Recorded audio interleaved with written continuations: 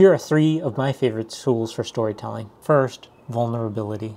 When we share our deepest, most private feelings, when we share those experiences that maybe we're afraid to share or embarrassed to share, those are the ones that people connect with the most, because all of us have experienced those same exact things. No matter how unique you think your embarrassing situation is, someone else has gone through that situation, and we've all gone through something similar.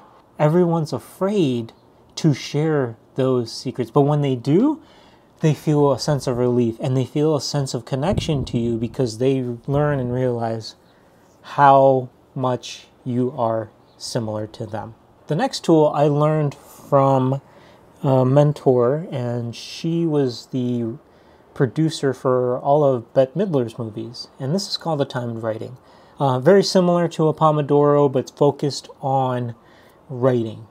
So what you do is just get some sort of a timer.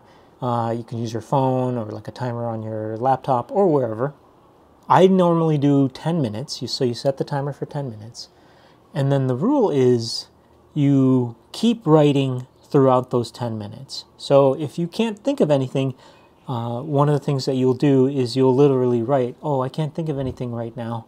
And you just keep writing whatever comes to mind. It's just stream of consciousness exercise, and it's very, very powerful. What happens is, rather than getting writer's block, you actually write through that writer's block. And what I'll typically do, and what my teacher would do, is she would give us some sort of question or some sort of prompt to begin the writing. So if you're writing a story about an experience that you had, then maybe you can say like, okay, what are all the specific details I remember about that experience? And then you set the timer, you hit go, and then you start writing for that whole time. Again, keep the pen moving or keep your keyboard moving the whole time for that 10 minutes. And when you run into a situation where you can't think of anything, you literally have to write, I can't think of anything. Because you'll have to trust me, it works. You will write through that block and that hesitation, and you will have some great stuff. Each session is different from the next, and there's going to be some days where it's flowing and you're coming up with like paragraph after paragraph of great stuff. And then there's going to be days where you are struggling and, you know, you're doing the best you can during that 10 minutes, but maybe you get like a sentence or two that's good. But that's the beauty of it. If you do this on a regular basis, if you stick with it through those 10 minutes or whatever time that you've set, those 1 or 2 sentences are better than 0 sentences. And that's where when people get writer's block, is they stop and don't write through that writer's block in that moment. And when you stop, it turns into like, okay, I'm stopping for the day. And then it's stopping for like a week. And before you know it, it turns into a month or several months. And maybe it's like a year later and it's like, oh, I want to tell that story, and you never got around to it.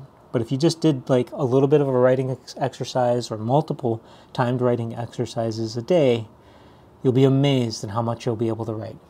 The third favorite tool of mine is accountability. It's just like why I'm making this video right now. I joined a challenge through Launchpad and CreatorDAO. Shout out to Kong and Kel.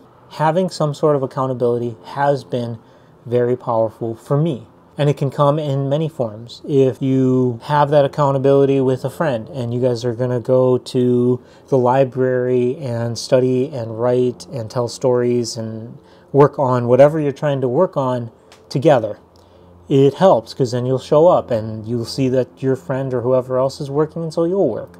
Or you join a challenge just like this And it gives you that inspiration and that motivation and that accountability to go out there and do it. One way that I've given myself accountability was I wanted to make my first feature-length film. And I had made all kinds of excuses of I wasn't ready yet, I didn't have enough money, I didn't have the right gear, I don't have the right actors, I don't have a script, this and that and the other. But I learned a trick from one of my other teachers and mentors. His name is Sam Brown, and he created a TV show called The Whitest Kids You Know, which aired on IFC, the Independent Film Channel. Before they got that show, they would do a live show.